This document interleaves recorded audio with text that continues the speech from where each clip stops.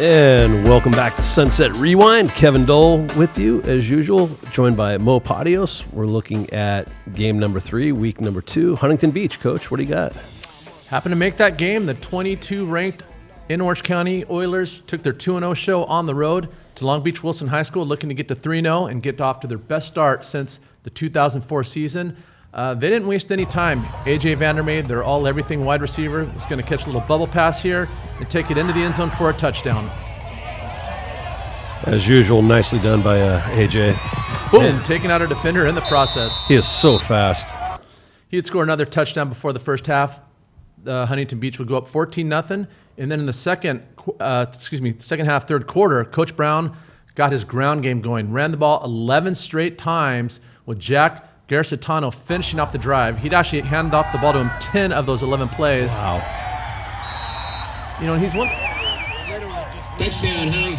one of those guys. Remember the Redskins back in the 80s with the Hogs and John Riggins and just physical?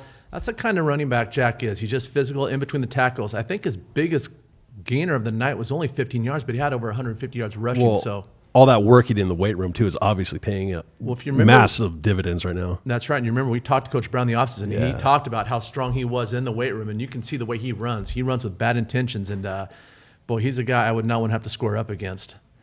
But really, the group of the night was the defensive line for Huntington Beach. I thought Soleau, Marella, Saifan, and Weber were outstanding. They combined for 5 sacks. They were lights out all night long, just putting a lot of pressure on the Wilson offense, and they really couldn't get anything going offensively because of that front of Huntington Beach. So great job by those guys. In fact, on our Fans On episode, which will be airing tomorrow, we featured that group, so you'll have an opportunity to hear what they have to say about the game and just football in general. From an offensive point of view, I mean, it's just so frustrating when you got a D-line just on your quarterback nonstop. You just can't get into a rhythm. You can't get your tempo. You can't get anything going, and I imagine that's probably how Wilson felt most of the evening. Yeah, and just imagine, even when you don't sack, if you're putting pressure on that quarterback or getting hits on them, that takes its toll as the game progresses. And so, you know, you could tell as the night went on, that quarterback from Wilson was getting really frustrated, and a lot of that had to do with that defensive line. But as far as stats go, you know, AJ had an outstanding night. He had 2 touchdowns, 5 receptions for 117 yards. He had a 2-point conversion, 3 tackles. Probably the play of the year, possibly, was a run late in the game by Wilson. The guy went right up the middle. AJ came up, had a bad angle, turned around and chased him down 80 yards. Wow. And you didn't think he'd have a shot to catch him because they were going in opposite directions. And I'm thinking, you know, I appreciate the effort, but he ain't catching him. 20, 15, 10. I'm like, he's going to catch him. So reminiscent of DK Metcalf and Buda Baker in the NFL. Remember that play? Absolutely. But then he tomahawk chops him, fumbles the ball, recovers it, and now he, in effect, preserved the shutout because at that point, Wilson hadn't scored, and they hadn't given up any points going into that part of the game. So he helped preserve a shutout up until that point, and the hustle was just unbelievable. Nobody was happier about that than the defensive coordinator, obviously. 100%. And then I'll tell you the other person, Daunte Bell is really starting to come into his own. He had a solid night, 12 of 20, 311 yards passing, 4 touchdowns, 2 to AJ, but he's getting Nikki G involved, threw a bomb to him in the third quarter. Nice. Ray Musashi, great name, by the way, had a touchdown. So, you know, they're not a one-trick pony. Bell's getting comfortable. He's distributing the ball, and he's doing all the things that you need to do offensively to take their offense to the next level. You keep the other team's defense guessing as well. And that's just it. They just can't focus on AJ because if they do, they can pound you with the run. He's got his other targets, so we're starting to see them develop. But I got to tell you, my player of the game was Geracitano. 22 rushing attempts, 153 yards. He had a touchdown. In the third quarter, he ran the ball 10 straight times, literally him. Wow. And got into the end zone and kind of put the game away. So I'll tell you what, every week this team is scoring more points offensively, and defensively they're giving up less points. So Huntington is trending in the right direction. We actually had a chance to talk to the coach after the game. Let's see what Coach Brown had to say. All right, we're with Coach Brown. First of all, Coach, congratulations, 3-0, best start since 2014. Yeah, I believe so. I don't know exactly. JP was saying something, but I don't know exactly when our best start was. But our kids are playing well right now, and they're fired up, and it seems like some things going. Every game you're progressively getting better on offense and defense. If you were to evaluate your team at this point, and I know it's early, how would you assess them at this point? I would say we have a lot of heart right now. I think I told them I'm proud of the way week 1 that we came from behind and played a hard-fought game and came out on top. Week 2, we had to play with a little bit of a lead. And then today, I thought we didn't play very well in the first half, or left points off the board, had some mistakes. And the way we kind of dominated the third quarter up front and on the line of scrimmage on both sides of the ball was pretty impressive to me.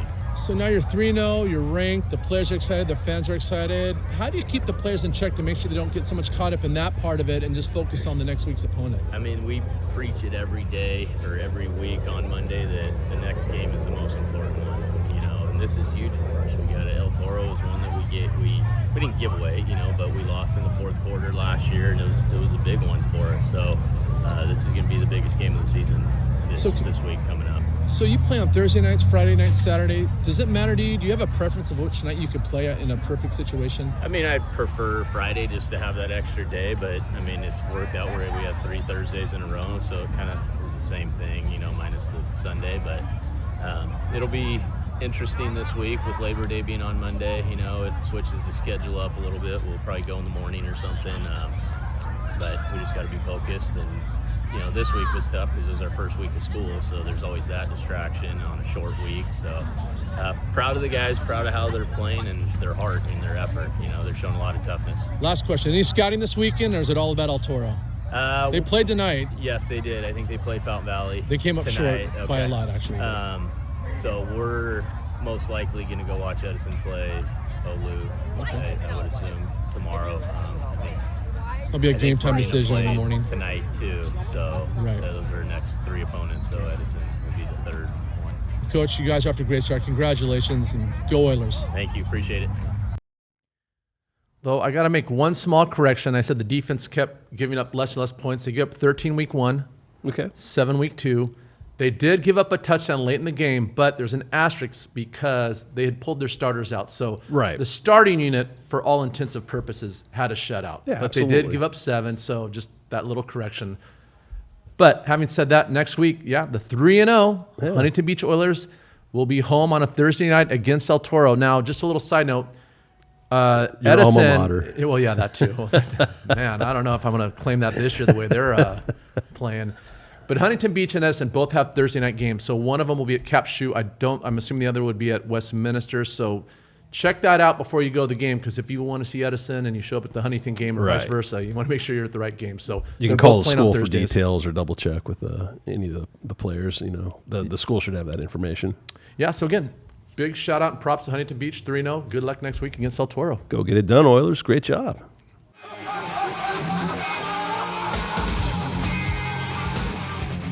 All right. Continuing on with week number 2, game number 3. How are the Edison Chargers doing, Coach? They're off to a pretty darn good start, I'd say. Cap Shoe Field was the site of 2 unbeaten teams. Remember, they scored up last year in a heartbreaking loss for Edison, but things were going to be a little bit different this year as the number 5 ranked team in the county, Orange Lutheran, would show up at Edison ranked number 6. And interestingly enough, it was a very low-scoring first half. Both teams' defenses were outstanding really all night long. But it was the Jackson Irwin who blocked the PAT on Orange Lutheran's first touchdown, kept the game within 6, and that'd be all the scoring Orange Lutheran would do in the first half. And that was huge because Nick Preston had 2 first-half field goals. Remember, he was last year's Sunset League Kicker of the Year. That's right. He had an outstanding night and kind of picked up where he left off. So 6-6 going into half. This game is still up in the air. Not really sure how it's going to turn out. That's maybe not the quite the defensive battle that everybody expected either. Well, here's the thing. Edison actually did move the ball in the first half. They did a pretty good job. They just couldn't finish the drives, which is why they had to settle for those 2 field goals. But again, special teams is a part of it too. You can talk about offense and defense, but the special teams kept them in there. But really, I just thought all night long that the Edison defense was lights out. You talk about ball hawks. Dom Lopez, remember last week? He was our number 11 player of the week. Yeah. Yep. Dylan Walters, he had an interception. Carter Hogue, who had just had a monster night, really kept the team in that with getting key interceptions at key moments. I thought Parker Awad finally woke up in the second half. And when I say woke up, he was playing decent in the first half, but he started making his plays. Right. A typical Parker Awad night, 17 of 26, 203 yards and 2 touchdowns. He's completing 75% of his passes this season. I mean, he's so efficient. He's automatic. Clean. Hasn't even thrown an interception. I think he's only been sacked one time, and that happened to be in this game. Right. I think I jinxed him by bringing that up. Yeah, last week they had not been sacked one time. One sack after 3 games. 50 dropbacks or something. Exactly. No, he's definitely playing lights out, and he's definitely the catalyst for that offense. But I'll tell you, the player of the game was Carter Hogue, number 39, 16 carries, 138 yards. He had 2 touchdowns. On defense, he had an interception. So this guy is getting it done on both sides of the ball. He's never left the field, did he? No, and that can take its toll when you're a running back, all the hits you take, all the carries you get, and then chasing people down on defense. I mean, he is a dude. And remember, the big question this year was, who's going to replace Troy Fletcher? Because those were big shoes to fill. I'll tell you what, Carter's done a really nice job filling those shoes because he is definitely taking this team on his back and is contributing to their success. We might almost have to have like a new award given each week due to the week or something like that for guys like this. Well, he might be up for this week, so stay tuned for the Fan Zone episode. But we actually had a chance to talk to him after the game, so let's see what Carter had to say. Carter Hogue, man, 34-13 win over Orange Lutheran. Talk about your team's performance today.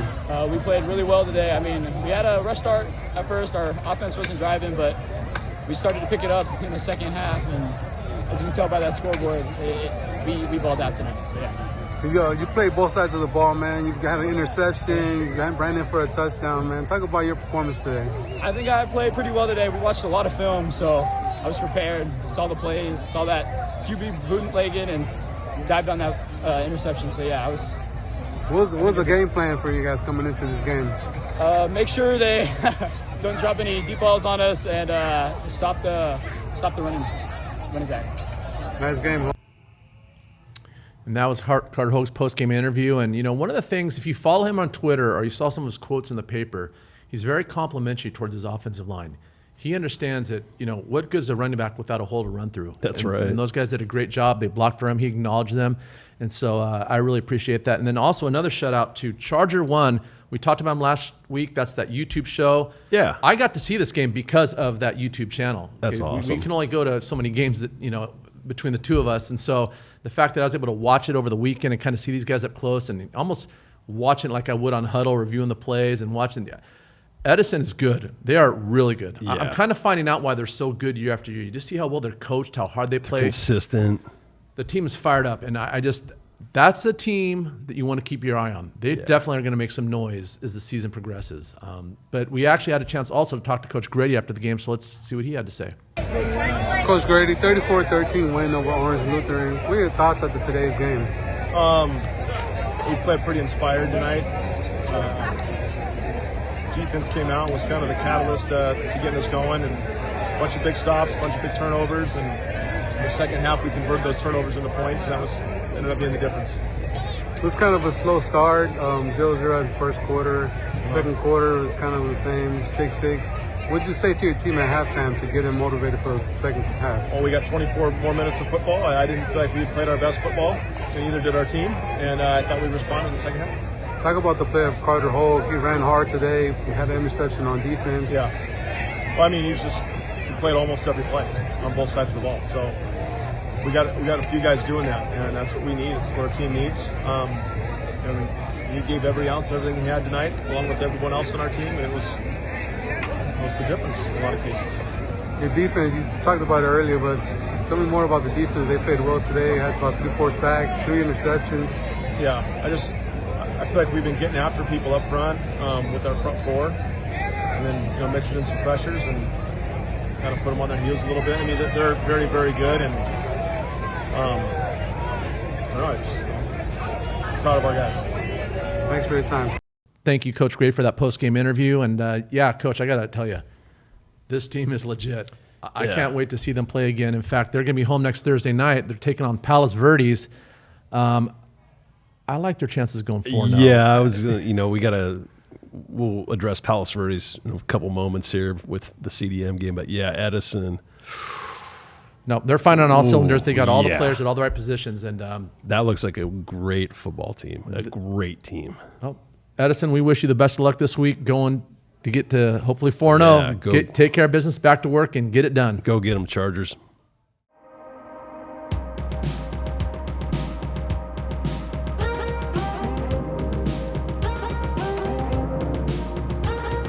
Week number 2, game number 3 for the Sailors of Newport Harbor. They took on Jay Sarah. How'd they do, Coach? Well, the defending CIF champion, Newport Harbor Sailors, 19 in the county, taking on number 8, J. Sarah, a Trinity League team on the road. This was going to be their first real big test of the year. They had 2 quality wins, but now they're kind of kicking it up a notch. Yep. And, things didn't get started the way they wanted. They were down 21-0 in the first half. Could have been down 28-0. There was a penalty that was called back. So they're kind of still in the ball game. But just remember, less than a year ago, they were down 21-0 in the CIF championship game. Mm-hmm. And boy, if you talk about lessons from previous seasons being learned, the one thing about the Sailor team is they're not going to give up, and that was the case tonight. Billy Ridley had a pick 6 to start. They were down 21-0 at halftime, but to start the third quarter, Billy Ridley had a pick 6. Remember, he had a pick 6 last week, so this guy's starting to become the pick 6 guy, and we actually have a shot of that, so let's pull that up real quick.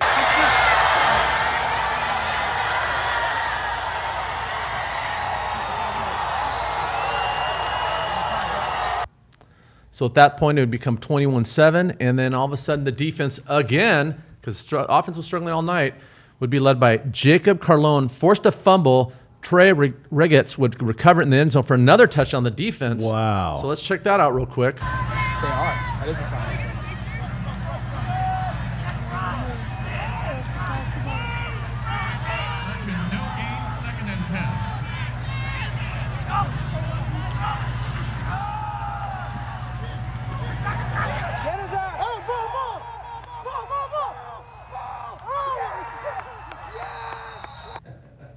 Coming off the edge, fans are fired up, and I'm telling you, he's only a junior, and he's doing some damage. But, I mean, think about that. You're down 21-0. Your offense isn't really getting anything going in your defense. Your defense scores not 1 but 2 touchdowns. All of a sudden, you're back. That whole D-line looked like they were pretty ferocious on that play, getting to the quarterback of J. Sarah. They did a good job not giving up and getting after the quarterback. So now the offense has finally got some momentum. Yeah. So late in the third quarter, only down 7. It's 4th down and 7. Coach decides to gamble and go for it. Colton to Josiah show. Let's have a look at that.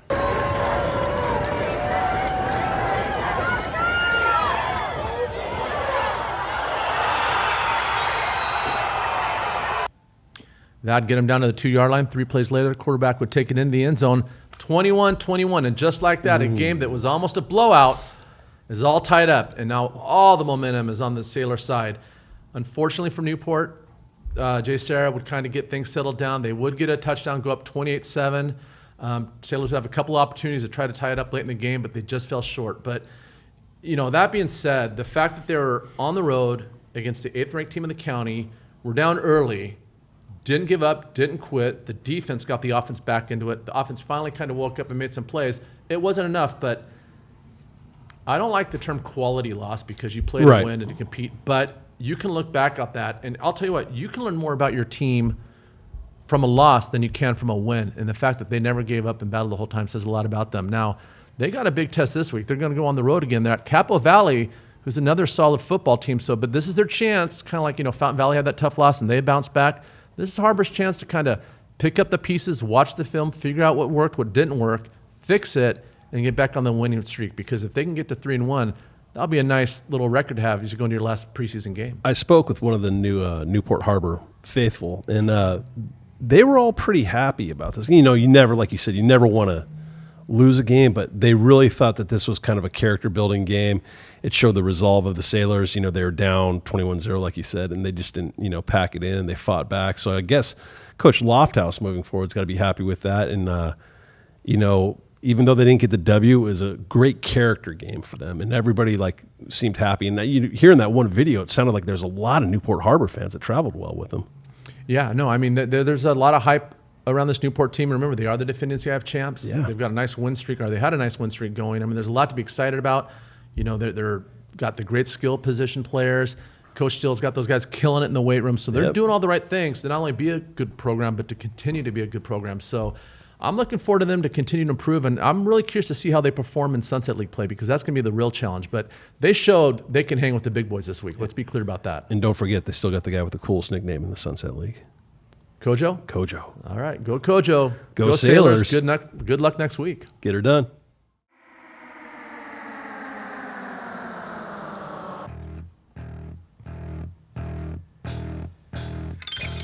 Week 2, game number 3 for the Corona del Mar Sea Kings. They traveled up the hill to Palos Verdes to play the other Sea Kings and see who the real Sea Kings were. Did we find out? We did find out. Low-scoring, hard-fought game with Corona Del Mar Sea Kings defeating the Palos Verdes Sea Kings 14-7. We have some pictures from the game that Corona Del Mar provided us with, so let's go ahead and take a look at those now. Kaleb Annett stepped in at quarterback because David Razor was unable to play. You spoke about this a couple weeks ago, Coach. Well, that's a great story. Remember, we all had determined from talking to the coaches and the other players that this was a guy who could have started probably about 85% of any other school in the county. And we said, his patience will pay off one way or the other. Players get injured, players aren't eligible because of grades, transfers, whatever. But all of a sudden, his opportunity came, and he took advantage of that opportunity. And I don't know the status of Razor right now, but let's just say he's out for a couple games. This is going to be his chance to step up and, kind of prove that he is the kind of quarterback that we all thought he could be. Yeah, props to Kaleb Annett. Like you said, he stuck with the program. He wanted to stay at CDM with his friends. And, good things happen to good people. So congratulations to Kaleb for getting it done for CDM this week. Obviously, Mason Kubicek, the dude is just always impressive, always at linebacker, but here he is getting some playing time at wide receiver. Well, yeah, that's one of those things. He's a two-way player, and whenever you have a linebacker that if you have a linebacker that's a two-way player, it's either linebacker / running back, or they're more the physical type, or if it's a linebacker / receiver, now you've got a linebacker who's fast, athletic, and speedy. So, Mason's one of those fast guys, and that's why he makes so many tackles. He's just so darn fast, and the fact that he can play on both sides of the ball just shows you how versatile of a player he really is. And the Sea Kings got some good running from out of Colin Pene. Good to see him start to get some carries here for this Corona Del Mar. Obviously, he's going to be a big factor in their offense moving forward throughout the season. Well, it's heartbreaking when you find out about Sanders and the injury, and you go into a season with all these pieces of a puzzle in place, and you think that's how it's going to play out, but there's so many things that can change. And, CDM right now has a lot of injuries that are really taking its toll on the team. But I hate this cliche, next man up, because you just don't replace a Sanders or a Merriman, or, there's certain players that you can't just say next man up. But somebody does have to step up. And like you said, Penny's doing the job. That's why they have a depth chart. That's why the backups lift weights too and go to practice, because you never know when your number's going to get called. So while the Sea Kings didn't put a lot of points on the board, they made key plays when they were needed, some key receptions, some key conversions. So, they hung on to win the game, which was unusual for CDM because we typically think of them as offensive-minded, but they have a stout defense, Coach. In 3 games this year, they've only given up 31 points. They're getting it done on defense. Hey, the old cliche, defense wins championships. And, the offense, the way it's structured now, doesn't necessarily have to go out and win the game. Just be smart. Don't turn the ball over. They've got a good defense that's healthy, and they can keep you in a lot of these games. We talked about, we just talked about Newport Harbor and how their defense generated 14 points in their game. CDM has that kind of defense. So, you don't have to start pressing. You don't have to start doing things on offense that are kind of getting you out of, the system with the personnel you currently have. Just be smart, play sound football, and that defense can take them a long way. Yeah, so the game they had at Palos Verdes was, interesting game. There was a lot going on there. We were able to get some actual video clips from the game, too. So this is kind of like a highlight reel, a bunch of different highlights spliced together, but it gives a pretty good indication of what the Sea Kings were doing in this game. So we'll go ahead and go to that clip now. There we go. So right there we see a pass and catch from Annett, and looks like he hooked up with Kubicek there. Nice little catch and throw. Here's the defense getting done that I talked about. Look at that defense just swarming. Well, not only swarming, they're hitting. You taking shots like that as a running back, that adds up and it takes its toll. And here's Annett, touchdown throw to Cooper Hawk. There you go. Right there. Number 1 getting in the end zone for the Sea Kings. Again, back to the defensive front here. Look at that. Just bodies everywhere. Sea Kings tackling Sea Kings.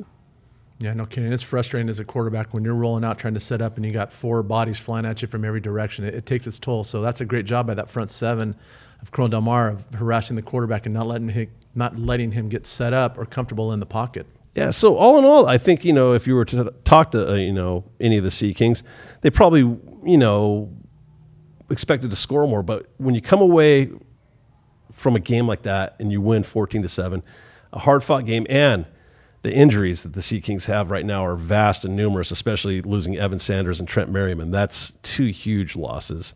So all things considered, they may be holding it together with glue right now, but props to Corona Del Mar. They're finding ways to win, and that's what great teams do. Well, we always say the CDM owns the preseason. They continue to do that. They continue to do that. And yeah, they're just finding a way. And I mean, at the end of the day, the only stat in football that matters is the scoreboard. And if you have at least one more point than your opponent, that's good enough. And that's what they did. So we're going to see this week if Kaleb Annett remains as the quarterback, or if David Razor will be back. They take on a tough San Clemente team this week. Well, remember last year, that was a 7-3 ball game. Yeah. And I'm sure that's one of those games that San Clemente has circled on their calendar because everybody remembers those tough losses. Yep. And so I'm sure they're going to have revenge on their mind. But, CDM is locked and loaded. I think it's going to be another good game. I think it'll probably be low scoring, but that's kind of how CDM seems to like it sometimes. Yeah, I think I think CDM's trending up too, even if it is defensively. I think, like I said, they're doing what they got to do to win, and that's the true sign of a great team. So go get them this week, Sea Kings. Good luck, boys.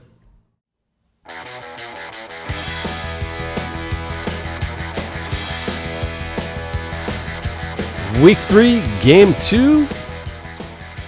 Sorry, Week 2, Game 3, Coach. You're close. I got it, Fountain Valley Barons. Hey, they rebounded. The Barons are back. What did I say? The Barons are back. I hate to say this in front of you, Coach, but I got it. Fountain Valley 38, El Toro 0. Hey, that's an El Toro problem. That ain't my problem. Yeah, but as a proud alumni. Anyway, They're struggling this year, but again, that's their problem. We're here to talk about Fountain Valley, so let's do it. How great the Barons are. Hey, we got some pictures there if we go to those real quick. First up, we got Noa Banua, who had another great game, had 191 yards, completed 63.6% of his passes, and threw for 3 TDs. Well, remember, he had that great first game. Then they played El Dorado and pretty much got shut down. And so the question was, was he a flash in the pan? Did he just have that one big game and that was it? But not only did Noah, but the whole team kind of got up off the mat and really fought back and showed us that, hey, this is the Fountain Valley team we thought they could be. And certainly the quarterback showed that he is the quarterback that we think he can be as well. And they were also to get a running game going with Abdel Habibeh, and he had 5 carries for 32 yards and was able to get in the end zone twice himself. Yeah, and again, it's not just David Pham and the people we talk about week after week. Other guys are stepping up and contributing. And if you're going to be a championship caliber team, you can't have just 1 or 2 guys. It's got to be a lot of different people contributing, as we just saw. So that's good for them. And this is Mr. Luke Crosby, who had a 79-yard touchdown reception from Banua for the Barons. And again, they're running the ball, they're throwing the ball, they're doing all the things they need to do on offense to get that ball down the field and into the end zone. Yeah, the Barons are, rolling right along. They had a lot of good things happen for them, and you know what? They've already eclipsed their win total from last season, Coach. Yeah, and again, I said this when we were talking about Newport Harbor. You can learn more from a team after a loss than after a win, and the fact that you remember last year they won their first game, and then proceeded to lose 9 in a row. So after last week, it's like, oh no, is this the Fountain Valley of the previous year, or is this the Fountain Valley we think they're going to be? And they kind of showed us all, no, this is the new and improved Fountain Valley. And so they got right back on the winning track. And by the way, the team they lost to, El Dorado, have you seen the scores of their games? Oh, they're putting up some points. They're wiping out everybody. They're 3-0. So all of a sudden, that loss isn't nearly as problematic as we might have thought it was back when it happened, because these guys are, this is going to be the Orange County story of the year. But yeah, they're a legit team. So, Fountain Valley took care of business. They came back, and so now they've got their mojo back. They're fired up. They're tweeting again, which is great to see. So this is awesome for the Barons. So our wonderful and amazing reporter, Taryn Rodriguez, was able to catch up with Abdel Habibeh. So we have that video clip right now for you guys, and let's see what he said after the game. This is Taryn Rodriguez of Sunset Rewind here with Abdel Habibeh, who had 2 touchdowns. All right, Abdel, your team just shut out El Toro, which beat you last year, but now you got the revenge on them. What were the keys to the victory, and how were you all able to turn a 2-score game into a 5-score win? I feel like shutting down the run. We were controlling the clock on the offensive side, and just shutting down the run on defense is very good because they didn't want to throw the ball. They're mainly a run team. So as long as we shut that down and force them to do something they didn't like, we did good. And Noah continues to exude confidence as he had a couple big plays for some touchdowns. What can you say about Noah and how he's been able to continue to do great things? Yeah, he's a very good He's really good as a young quarterback, makes the correct reads, and I look forward to seeing him in the next games in his senior year. And as you mentioned, the defense was basically controlling the Chargers' offense. What can you say about the defense and how it stepped up today? Yeah, I think the whole D-line as a whole did really great today. There were times where, they just got the quarterback couldn't, throw the ball because there's too much pressure. So I feel like, Kane Elroy did actually really good. There are a lot of other people, Ben, Michael, yeah. And Fernando Garcia was his last name, number 1. He had himself some good tackles, and he also had a blocked punt. What can you say about Fernando? Fernando's really good for us. His size, and he's very new to football, which makes it really good. Our coaches coach him up. He's really good right now. You're 2-1 going into next week against Marino. What's it going to take down the Vikings? We're just going to have to enjoy this win for probably today. Maybe a little tomorrow, but we have to get back to work because Marina, we also lost to them last season. This is only, step number 1. We're just rebuilding the Barons. So, great interview there by Trey Rodriguez. It seems like the Barons, they got a lot of confidence moving forward. Yeah, and I like an interview when players talk about other players on their team and are complimentary. It's not kind of that me-I attitude. He'd mentioned all these other guys who had stepped up and helped contribute. And, football is the ultimate team sport. Absolutely. And it can't be a one-man show. And the fact that you've got all these players playing well and other players are recognizing them and their efforts, I love it. So it's a great story. Let's just hope it continues. Let's see how head coach David Gutierrez felt about the Barons' performance after the game. We got a video clip of him, if we could go to that now. All right, this is Trey Rodriguez of Sunset Rewind with David Gutierrez, head coach of Fountain Valley. All right, Coach, your team just shut out El Toro. What were the keys to shutting down a good El Toro team? We just alignment assignment. Everybody did their job, so they practiced it all week, and we were disciplined football tonight, so it helped out. Now, obviously coming off of a loss last week, what did you tell the team going into tonight and how you needed to bounce back in a big way? I think they needed to just recognize who they are. We made a lot of mistakes last week, and they played a great game. So that was the reason for that big score, and they earned it. And we made mistakes, and we cleaned them up over the week and polished ourselves up for this week. Noah and Abdel had a couple touchdowns as Noah continues to exude confidence. What can you say about Noah and his growth? I think just confidence. He has a great O-line that's protecting him, and he trusts his receivers. They're doing a great job being in the right spot, so I think he's going to continue to grow as we get closer to our Sunset League. And you're 2-1 going into next week against Marina. What's it going to take down Marina? Continue to play disciplined football, right? Guys in the right spots, doing their job, tackle well, and no turnovers. We'll be okay. And then defensively, Fernando Garcia, Kane Elroy, and a few others had some big plays and came up big for you all. What can you say about the defense and all of those guys and who stood out? It was pursuit to the ball, and we pick each other up. Somebody missed a tackle, makes a mistake. He knows his brothers are on their way, so we have 10 other guys coming after the same ball. All right, thank you very much, Coach. Congratulations on the win. Appreciate it. Thank you.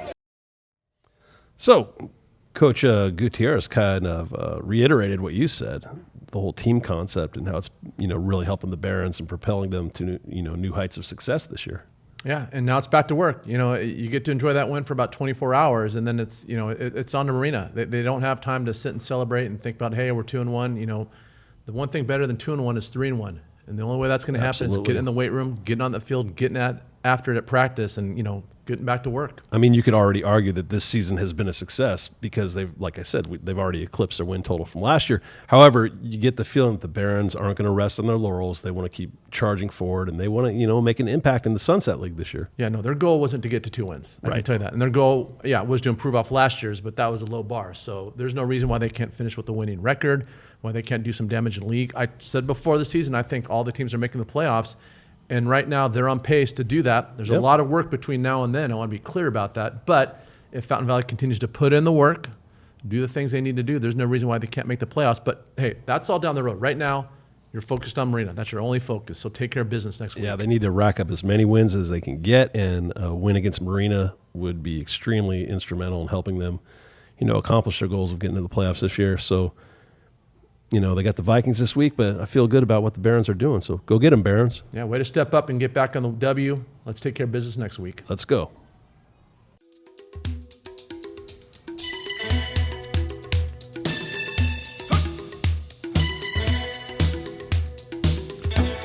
Week 2, game number 3 for the Los Alamitos Griffins, who took on Basha High School, visiting us from Chandler, Arizona.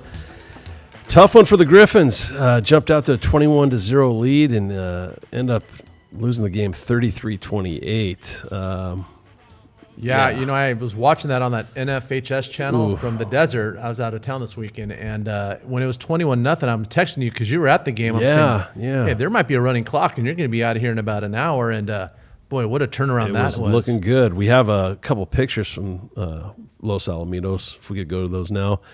The first one up is Makai Lemon, which is pretty much he was the main story of the game.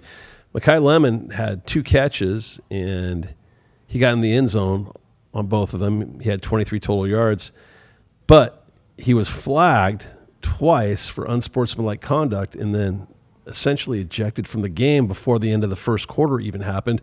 It was 21-0 when he left the game, and we all know what the final score was.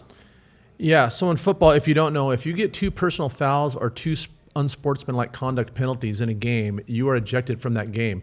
So if it happens in the first half, you miss that entire first game.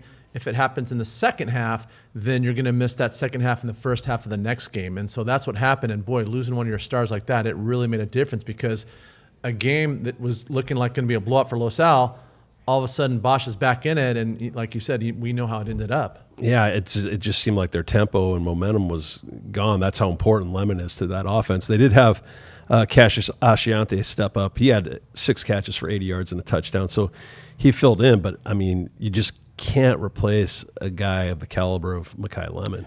No, and here's the thing. You got to remember, these are high school kids, and this is a learnable moment. This is a coachable moment. You've got to keep your emotions in check. And I know how passionate he is about the game. We see how hard he plays, but you've got to keep that in control, because you just can't afford to lose somebody of his talent, especially when you're playing the number 1 team in the state of Arizona. I mean, you might be able to pull that off against Irvine or Beckman or someone like that, but when you're playing one of the other top dogs, you need all hands on deck. And so, yeah, that certainly hurt them, but hopefully this is something he'll learn from. And so going forward, he'll be conscious of that. And here's the other thing. It's like soccer. When you get a yellow card, after that first yellow card, if you get a second, you're gone. Yeah. Right? So you've got to be conscious. If you get an unsportsmanlike or a personal foul, you really got to keep it in check for the rest of the game. Otherwise, you're going to be watching it on the sidelines. Damian Henderson, the transfer from Long Beach, Jordan, he really did step up, though, and he impressed me. He had 24 carries for 165 yards, and he did get in the end zone once. So he shouldered a lot of the offensive responsibility. I mean, Malachi Nelson still had a good game. He was 17 of 27 passing for 189 yards and 3 touchdowns. But Henderson really, really impressed me with his work ethic, his ability to shed some tackles, and he always ran hard. Yeah, and that's one of the guys we're really looking forward to seeing, who had transferred in the offseason. And we knew how good Los Al was in terms of their ability to throw and catch, but the big question mark was their depth at the running back position. So adding Henderson really gives that offense a whole new level to allow them to continue to score a lot of points. And our old standby on defense, Sinn Brennan, he did step up and have a great game. He did end up getting 3 sacks, and he's a high engine guy, and his motor was always running. And I thought he did a good job as well, and he kept the Griffins in the game as best he could. So, yeah, he's one of the guys we featured before. He had an outstanding ball game, and I really want to see him on the opposite end. Yeah, T.A. Cunningham, that's another story in and of itself. I don't know if we want to discuss that, but Shin was lights out. Yeah, trying to figure out when T.A. is going to be eligible. That's the $1 million question. I'm sure Los Alamitos, the Griffins, would like to know that as well. I'll tell you, he is at every game, though, and he's on the sideline, and that guy is into it. He is a Griffin through and through. You should see that guy, cheering for his teammates and chatting guys up, and he's like having an extra coach on the sideline. I mean, I'm very impressed by the stuff he's doing, because that's got to be so hard to see your brothers out there and you're not able to be out there when, he really should be able to be out there. This guy is a Division I prospect. He's got all the top dogs looking at him. And the fact that he's on the sidelines because of clerical issues, I'm sorry, I just have issues with that. CIF, I don't know all the details, but they make a lot of money to do a specific job. I'm sure Coach Finn has been down at that office with the paperwork in hand saying, what do we need to do? Okay, the guy moved from Georgia. It's not like he was at Irvine one week, Yorba Linda the next week, El Toro the third. Right. It looks kind of dubious. The guy moved out here from Georgia, so clearly he's living here. He's a kid who wants to play football. It's not like the guy from Fast Times at Ridgemont High where they just flew him in on the weekends for the games, right? I mean, he's here. So get him cleared so he can play football. As a young kid in the prime of his life, you're depriving him of this opportunity. Yeah. You only get to go to high school once. Right. So let's get this done. Figure it out, CF, and let this guy play. It's frustrating. And just as a fan to see guys like this compete in person. I mean, that's why we cover the Sunset League, to see the best players in the country compete. And over clerical stuff, are you kidding me? Figure it out, CIF, and get this guy on the field.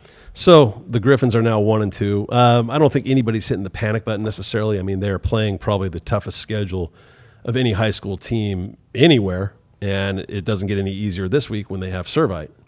Yeah, I mean, it is 1-2, but I'm not going to say quality losses, but you're losing to the best teams in the country. Right. You know, metaphor and literally speaking. Yeah, you're right. But here's the interesting thing. Servite is 1-2 also. This was a team that was in the finals last year of the Open Division. Right. When I looked at this game at the start of the year, I thought, oh, man, this is going to be the game.